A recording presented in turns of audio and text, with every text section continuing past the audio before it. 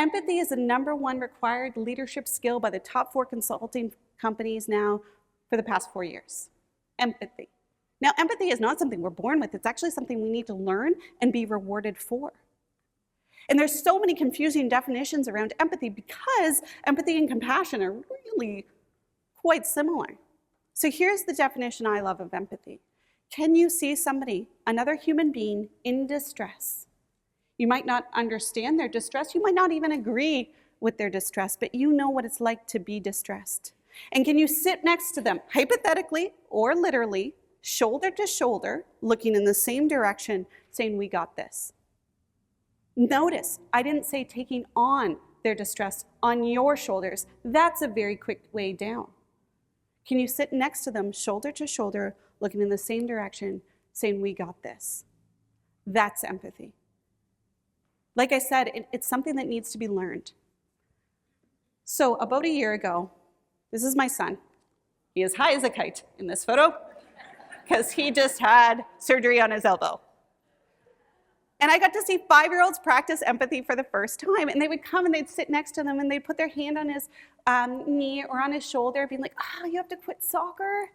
That's so hard. You can't go outside at recess? Man, here's an activity you can do sitting." And then I got to see adults practice empathy, where they're like, "You have to keep a 5-year-old still for 6 weeks. Here's a bottle of wine."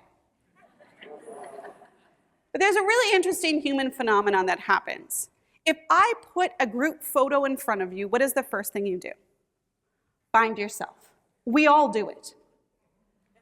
But when you are practicing empathy, it is not about you, even if you can relate to their distress.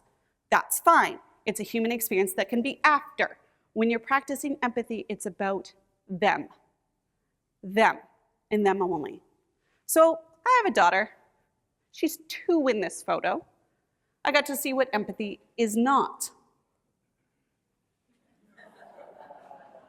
Don't all this is terrifying.